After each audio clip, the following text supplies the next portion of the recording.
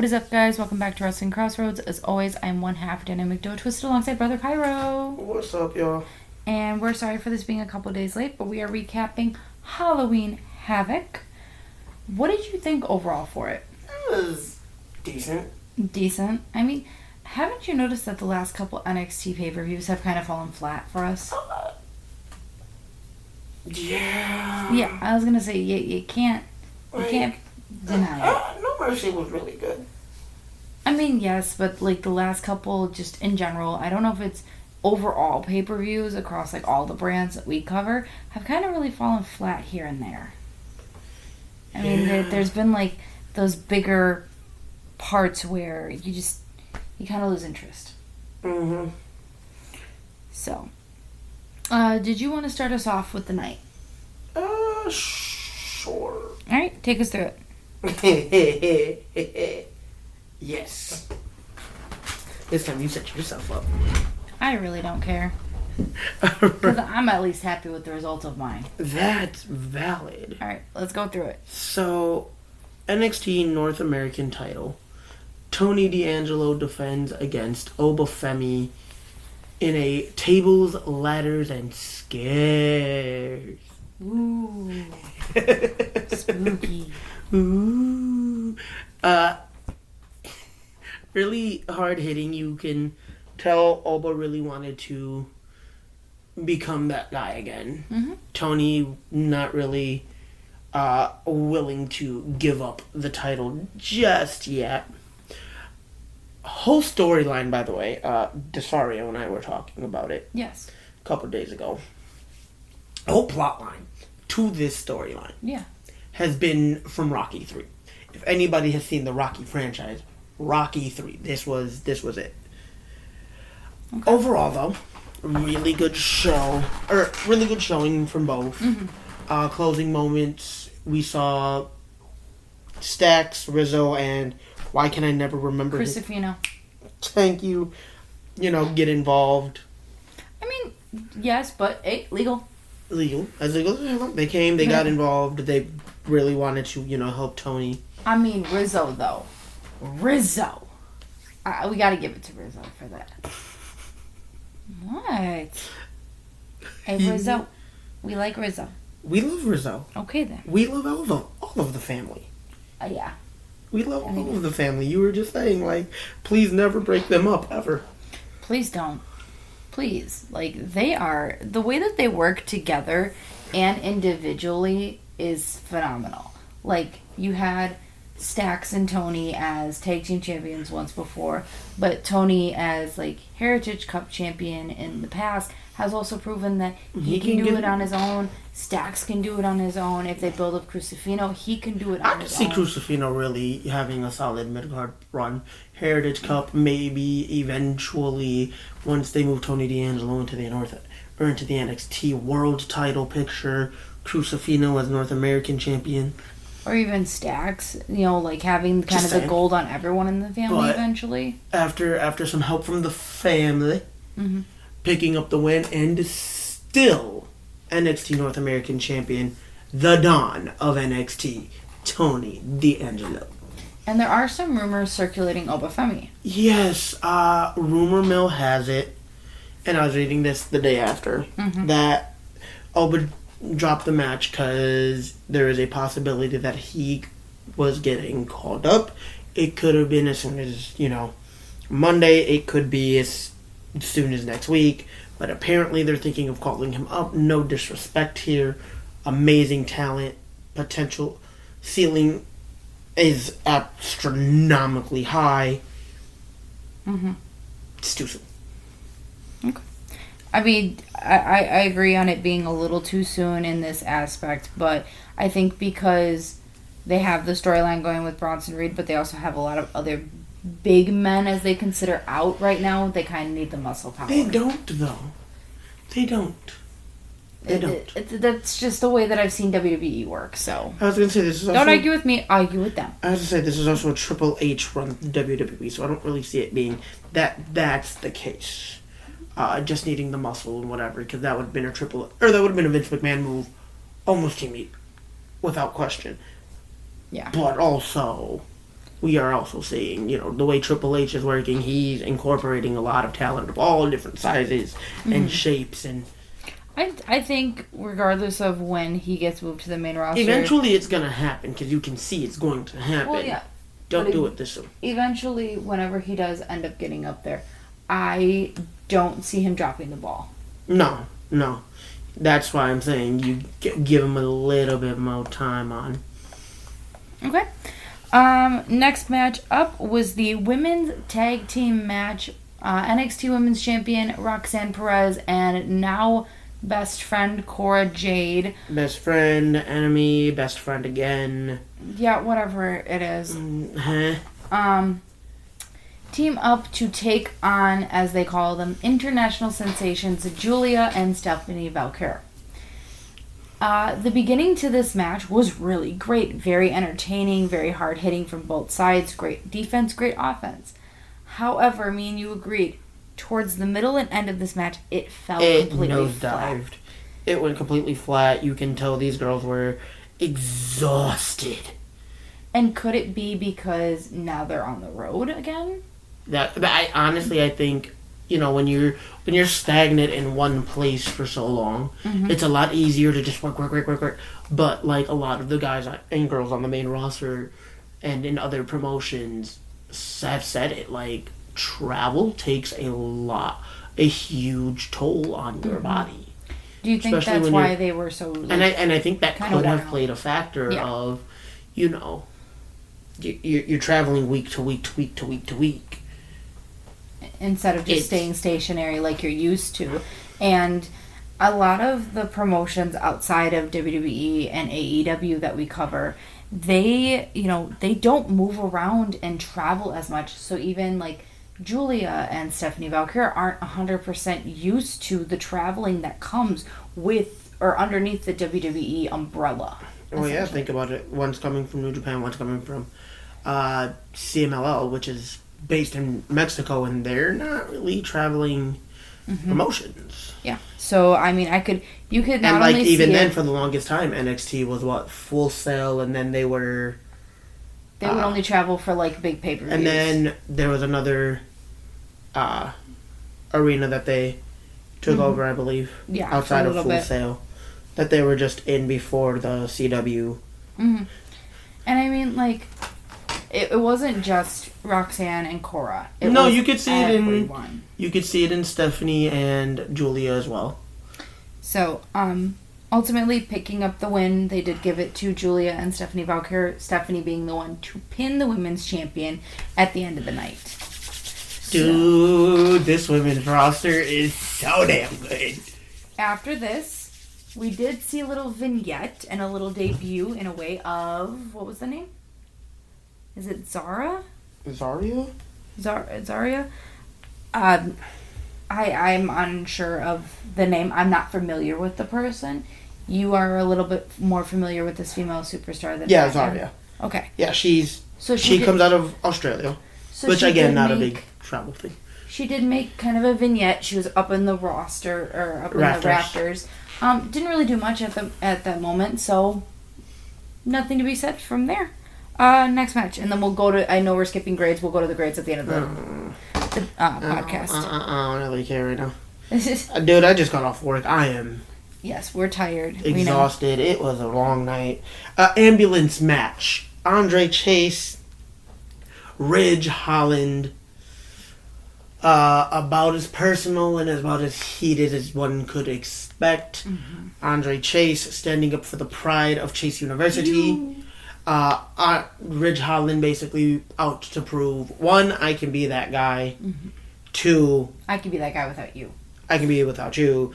3, you kind of suck, and I'm the reason you've achieved success. Like, you're a disappointment and a failure, and I'm going to show you. Earlier in the night, he did get into it with Mr. Bubba Ray Dudley.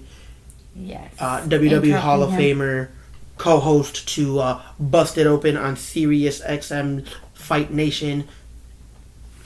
Gotta shout them all the way out. Oh, I gotta shout them out. They've given a big inspiration to how we do this. Yeah.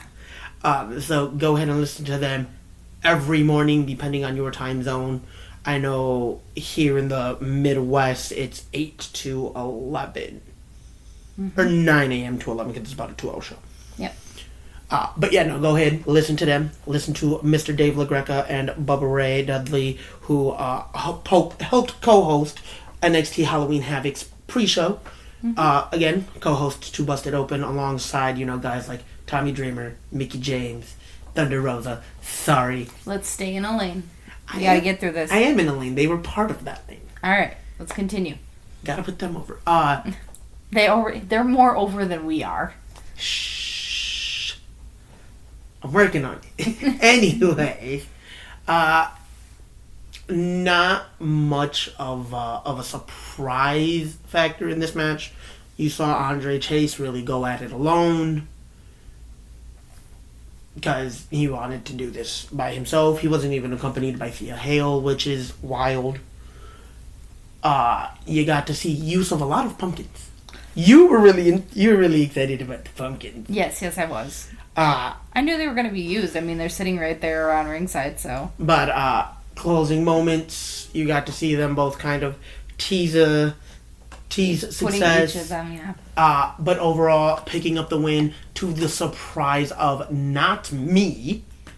It wasn't necessarily a surprise to me. I personally think the wrong person went over in the match. To continue to dominate over Chase Ridge Holland. So what was that scenario about, they're not going to let him continue to beat up everybody and go over on everybody and chase you. You know what? This was the right call. This was the right call. You kind of... First off, he's got to break the negative stigma that he isn't a good worker. Chase was the perfect way to make that happen. Secondly, you want to build him towards something he was on. He was on the main roster for quite a while, might I add. Yeah, that I know. And then reallocate it to NXT. Because they kind of lost all direction for him once they split up the Rolling Roots. I just find it really funny how he goes, I'm retiring from in-ring competition because I'm an unsafe worker. 2 weeks later, hey, guess what? I'm wrestling again. Okay, so how many times have we seen the fake retirement angle? Yeah. Mark Henry did it. Yeah, but that was more or less like instant. Like, hey, guess what? I'm not actually doing this. Okay, so was just hold on. Because Mark Henry, example, instant, prime example. Wanted a shot at the title, faked his retirement, and immediately attacked John Cena, who was world champion, literally 30 seconds freaking later. That's why I said his was immediate. I was gonna say, let's go back to this summer. AJ Styles with the fake retirement to get another shot at Cody Rhodes. Immediate attack. Okay, so you let this... You made... Okay, cool. You did more or less the same thing with Ridge Holland. Oh, no, you waited a couple weeks. You made it different by not very much, but it was essentially the same effect. Same outcome. You knew he wasn't going to retire. He's still young. He can still fix his habits. Actually, hold up. Pause. Rewind. You just made a statement that could be incorrect. You knew he wasn't going to retire. He is still young. Do you know how many wrestlers are currently now retiring and stepping away from in-ring competition, even though they are young and have no, Okay, but you can see... Okay. No issues underneath their belts? Cool. That's great for them, but this, for him, works. He's still young and he can still... Mm-hmm. My age factor of this was he still has time to fix those mistakes. Much like a Mr. Seth freaking Rollins, who multi-time world champion, multi-time IC champion, he is also a 2-time Grand Slam champion, might I add. What was his biggest thing up to maybe 5 years ago? Unsafe worker. Everybody he stepped in the ring with, got hurt. He got hurt consistently. He fixed it. Mm-hmm. This is... But essentially what I was saying is, for the retirement angle, what they had shown that they were going to do with him was, I'm retiring, I'm just going to take a backstage role. And essentially, yes, because you are an unsafe worker, and as unsafe as he was, I could have seen it actually happening that way. Could I have seen him coming out of the retirement? Yes. But the way it went about was a little bit, to me. Because, yes, it's the instant, hey, I can go over on the bigger person. But this was okay, you had just said that you want to be more in the backstage. Could that mean that he was working on things behind the scenes? Yes. And for all we know, he probably is still working on a lot of things backstage in the performance center to improve his craft. And that's great and fine.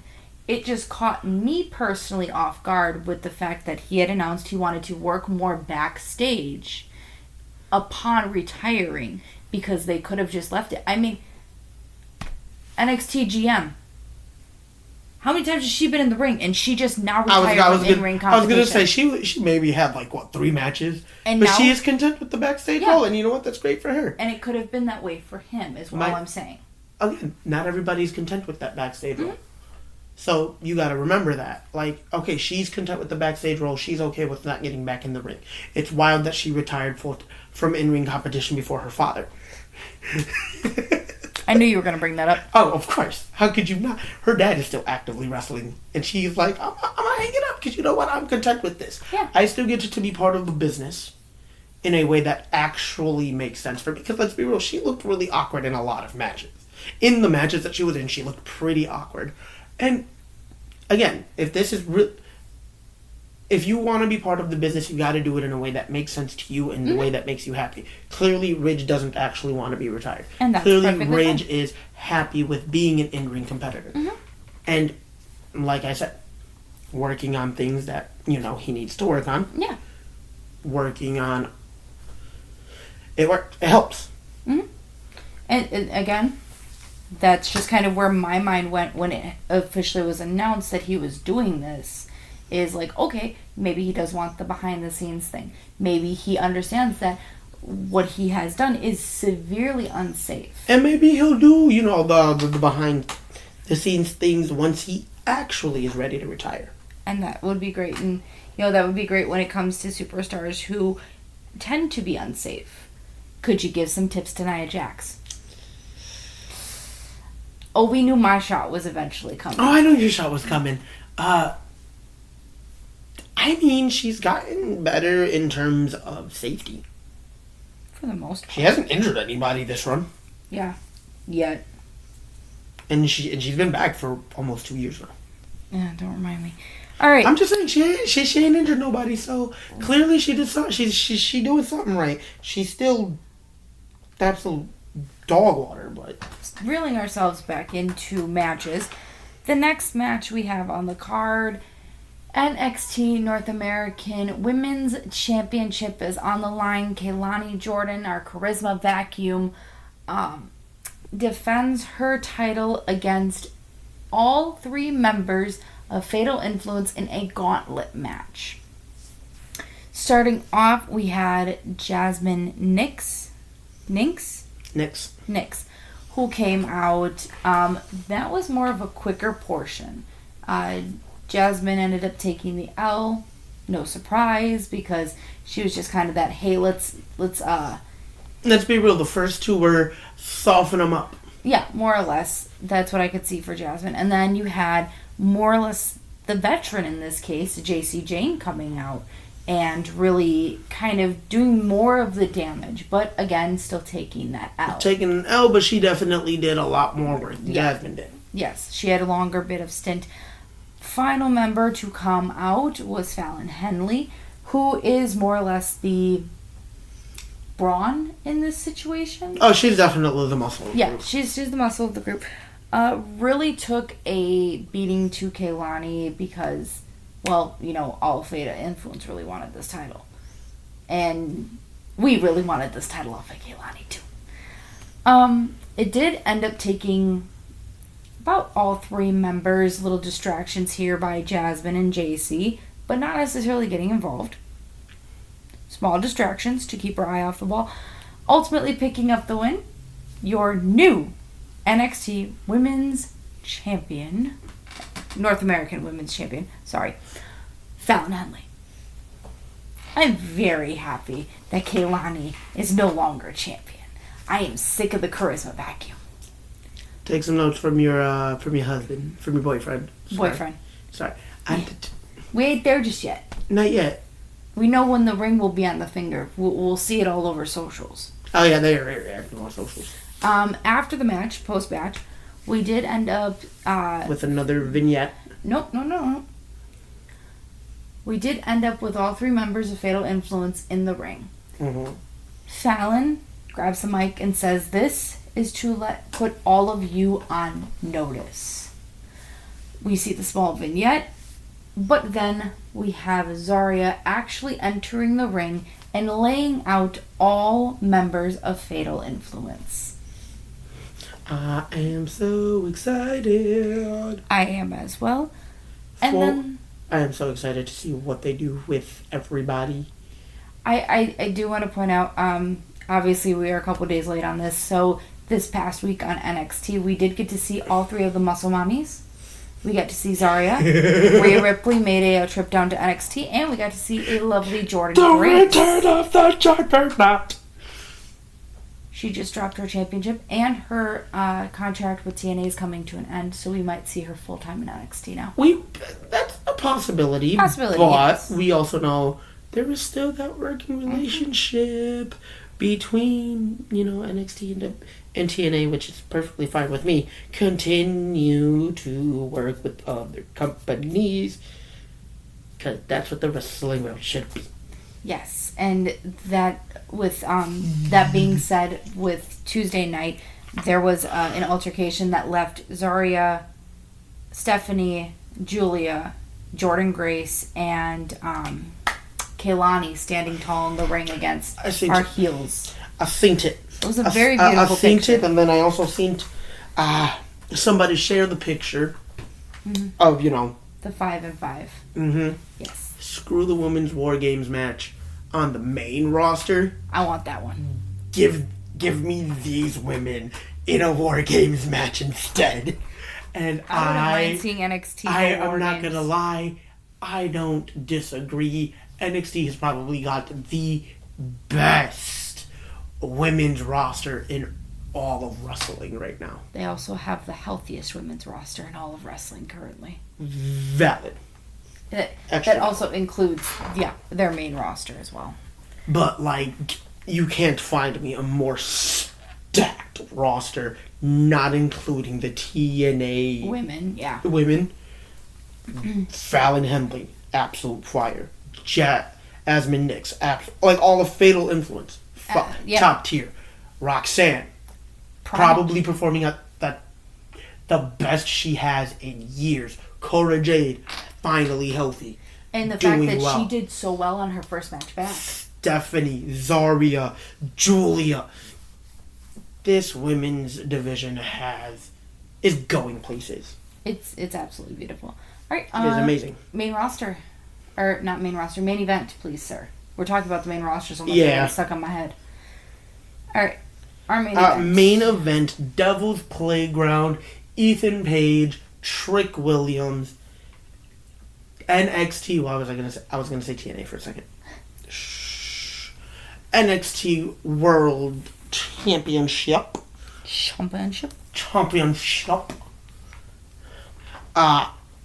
Devil's Playground. It's really Falls Count Anywhere. Falls Count Anywhere. No DQ. This is about as hard hitting as it gets. More or less. You saw their story leading up to this, both of which dropped diss tracks on each other, neither one of which were really good, because both of them were garbage. Please don't ever try to be rappers, guys. Ever. Please. Never. No. Stick to what you know. I mean, when Trick dropped his diss track when he was going against Pete Dunne, it wasn't bad then. It wasn't stupid bad, but it's still better than most of the mumble rappers that we got out here. Anyway. So, again, as hard-hitting, as personal as it gets, you got to see them use pretty much anything they could in their arsenal. Pumpkin! Yes, we got to see more pumpkins. Yes. We got to see a pumpkin smashed over Ethan Page's head while he was wearing it as a helmet. Yes. You were really excited about that. Pumpkin. But not really much more to touch on when it comes to this match, because, again, if you watched the match, or even if you didn't, there wasn't a lot of standout moments like we thought there was, because, you missed a lot of key spots that could have been better. Again, but, me and you said that they didn't need to keep it just around the ring. And they really did keep it around the ring. You could have went up the ramp. You could have went onto the stage. You could have had use of the LED board there. I mean, you go to the main roster, and if you're told, hey, this is an Extreme Rules match, this Falls Count Anywhere, guess what? You're up in this stand. Dude, how many times have we seen them go through the concession stands in the arena? Yeah. I think I remember one time somebody actually got beat with a bucket of popcorn. I remember that, but I also remember that there was, I don't know if it was NXT or the main roster, but there was a Falls Count Anywhere match, and it just got so out of hand that they were like, alright, so they're out there, we're just going to go back to the next match, and we'll come back to this when we have a pinfall. Fair enough. I vaguely remember that, but I know that I watched it, I believe with you, which is the funniest part. Because you were like, are we ever going to have, a decision? And it wasn't until the end of the night that they ended up coming back to the ring to make the pinfall. Yeah, but again, they used the you can go anywhere in the arena to I think they left the arena, too. At one point, they left the arena, were in the parking lot, and then came back. Yeah.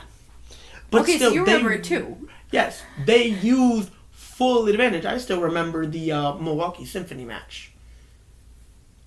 Elias and Braun Strowman, they actually ran around what was the Bradley Center at the time. Just yep. Oh, I remember. Again, no rules. You can fight anywhere. No count out. Use that to your advantage, guys. You don't need to stay around the ring. But ultimately picking up the win and still NXT champion Trick Williams. Yes. Post-match, Ridge Holland comes in for a beatdown. Him and Ethan Page kind of squabble. And then Paige looked at him and was like, if you're going to do it right. Mm-hmm. Finish the job, so Ridge. And then Bubba comes out because after his ambulance match, Dave LaGreca, Bubba Ray Dudley, talking about what was going on. Mm-hmm. Recapping up to that point, I think. Yeah. They had, just finished the gauntlet match, actually. They were giving a recap. Ridge Holland once again interrupting Bubba. Bubba is like, look, this is the second time. Don't let it be a third. Do not let this happen again. Mm-hmm. What happens? Bubba's like, you know what? Skip waiting for a third time. Comes out, helps Trick fend off Ethan Page, Ridge Holland. Mm-hmm. I know that played something into NXT this past Tuesday. I'm going to go back and watch it at some point. Yeah. But it resulted in a war of words. Ridge Holland calling Bubba a nostalgia act. Oh, you stupid. You was a stupid man. So, that's all I gotta say on that one. So, eventually I think that's gonna lead to something, I don't know, maybe next week from the 2300 arena, the original ECW arena in Philadelphia. I don't know. We could see a Bubba in a ring. Bubba and Trick versus Ethan and Ridge, or maybe just Ridge and Bubba one-on-one, or I mean, it'll lead to something in that arena. I'm just. They're also talking about another WWE legend coming to NXT for a one match. Oh, that's already been confirmed. That ain't even a talk. That Mr. Rob Van Dam is already going to be there. I wasn't talking about him. Who are you talking about, Miss Thang? Miss Team Extreme, Miss Lita, is in talks. Oh yeah, I said that to you. Yes. I sent that to the group chat. Yes. I wouldn't mind seeing that. I wouldn't either. That's why I was saying it's in talks. I wouldn't mind it. I would not either. I can't even think about the opponents that she would have, but I know Mr. Rob Van Dam was on this last Tuesday night. I think they were I think what I read, the plan was a triple threat match involving him, Javon Evans, and I don't remember who the third opponent was because you sold me at Rob Van Dam and Javon Evans. Oh yeah, that'll be absolutely beautiful. Skip the third man. Can I get a one-on-one? I agree. Can I get the one-on-one? I agree. Wholeheartedly. So again, that does conclude our Halloween Havoc. I mean, not much to say other than for the main event, I really wish that they would have moved a lot more. Honestly, the whole show was it wasn't bad, but it your grades definitely could have been better, significantly better. So NXT North American title B+, B- for the tag match because again it died at the end. Yes. Ambulance match C because reasons. B- for the gauntlet match, because that also at some points got really stale. B+ for the main event. For the main event and overall show was a B. Yeah. I mean, I agree with that because, again, we said it, main event, you should have moved, you should have gone. Should have actually, did a lot more to make an impression. I mean, the most that they really used was steel steps and, oh my god, a bag of bolts. Nuts, bolts, and washers. I wish it would have been Legos. As you said, Legos. I remember thumbtacks, man. I remember Flash thinking it was the thumbtacks, and we were like, yeah, no, this is WWE. We have to wait a little bit more. But, again, that concludes. Anything else you would like to say before we go off air? We will see you next weekend for... Actually, this weekend. Crown Jewel. That would be this weekend. Crown Jewel, and then we have 2 back-to-back. Yep. I know we have a little bit of a break before we get our back-to-back, correct? Yes. We have 2 weeks. 2 weeks of a break, and then we get you back-to-back. Because we have the 23rd and then the 30th for Survivor Series and Full Gear. Yep. All right, guys. And with the remaining schedule for the year, as it stands, is November 2nd is Crown Jewel. November 23rd, I believe, is Full Gear. The 30th would be Survivor Series. December 28th, World's End. Nothing currently lined up for January, though. Yep. And then we kick everything back up in February. This is going to be such a weird break having nothing in January. Oh my god, that's not wrong. So we'll definitely have longer episodes coming out in our December World's End because obviously that is going to be an AEW show and we know it's going to be stacked upon stacked. So we wish us the best for that one, but we will see you guys this weekend for Crown Jewel. We wish you the best and a happy Halloween. Laters. Ooh.